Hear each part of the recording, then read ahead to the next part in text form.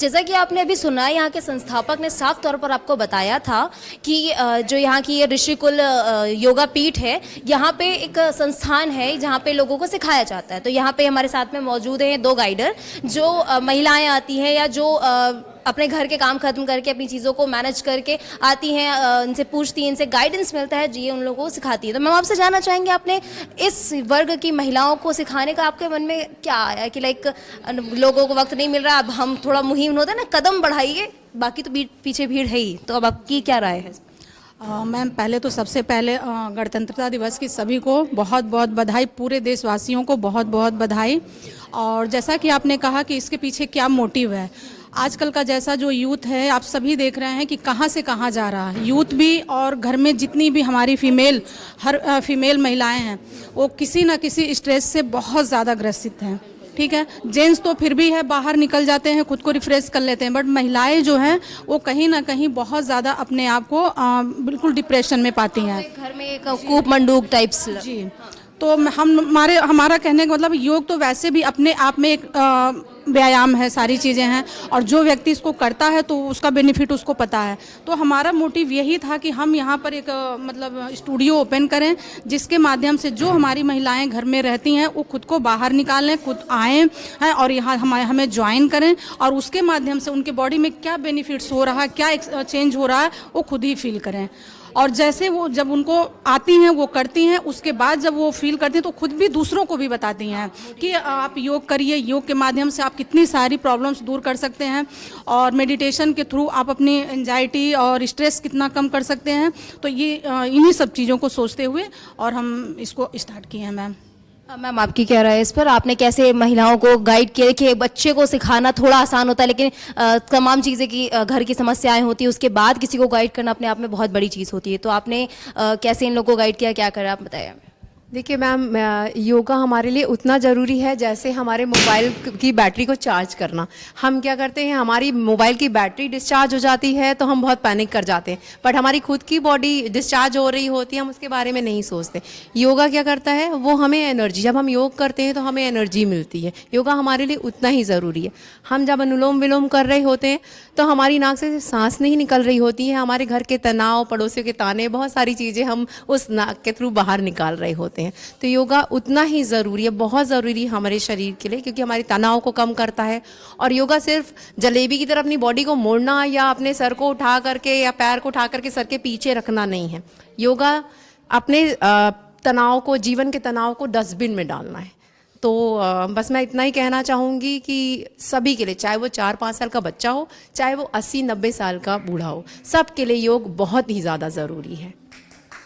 Ma'am, तो हमने जैसे कि अभी देखा था कि कई लोगों ने यहाँ पर योगासन करके दिखाया भी था, सूर्य नमस्कार किया था। तो हम मैम से पूछना चाहेंगे कि मैम आपको कैसे गाइडेंस मिला कि अपने योगासन, सूर्य नमस्कार किया ना, तो मैम ने कैसे गाइड किया आपको, कितना टाइम लगा ये सब सीखने में? मैम से बहुत इतना सरल तरीके से बताया कि आराम से हो गया सूर्य नमस्कार, और उससे बहुत फ़ायदा होता है बॉडी में। मैं तो डायबिटिक हूँ, 20 साल से 25 साल से डायबिटिक हूँ, तो सब थोड़ा कंट्रोल हुआ। और एक अच्छे दिन की शुरुआत घर से ही होता कि मुझको वहाँ जाना, एक अच्छे योग मीन्स कहीं एक अच्छी जगह पे जहाँ हमको मोटिवेशन, अच्छे पॉजिटिव एनर्जी आए, तो वहाँ घर से ही एक अच्छी फीलिंग के साथ उठना और यहाँ आकर के अच्छे फीलिंग के साथ करना, ये सब चीज़ें, अच्छे लोगों के साथ मिलना, सब चीज़, और अपनी ज़िंदगी को सिस्टमेटिक करना, एक ये आता था। मैम आपने भी किया योगा? मैं भी यहाँ पे ज्वाइन करी हूँ, और हम मैम का धन्यवाद करते हैं कि उन्होंने हमें घर से निकाला और ये सब चीज़ों के लिए, क्योंकि हम अपने शरीर पे ध्यान नहीं दे रहे थे। हाँ, दे नहीं होते, काम में इतना बिजी ये हो, लेकिन कम से कम एक बार आके 1 घंटा अपने ऊपर समय दे करके बहुत अच्छा फील होता है। ऐसा लग रहा है कि हम बहुत फ्लेक्सिबल हो गए हैं, मतलब उठना बैठना सब कर रहे हैं। और मैम तो बहुत पर्सनली सब पर ध्यान देती है कि तुम पैर किस तरह से रख रहे हो, हाथ किस तरह से, इवन सांस कैसे ले रहे हो। एक अलग गलत पोजीशन आपकी हेल्थ पे बहुत असर पड़ती है। जी जी, ऐसे तमाम लोग मौजूद हैं। मैम यहाँ पर मौजूद है, मैम आप भी बताएं हमें। मैम यहाँ पे हमारे दोनों ट्रेनर्स बहुत अच्छे हैं, और योगा जब वो कराती हैं, कालिंदी मैम जब कराती हैं तो दिल होता है गार्डन। और प्रीति मैम जब हमें जुम्बा इन्होंने कराया था तो हमारा तन कर रहा था स्वेटिंग और दिल कर रहा था बीटिंग दैट्स नाइस। मैम आप बताएं।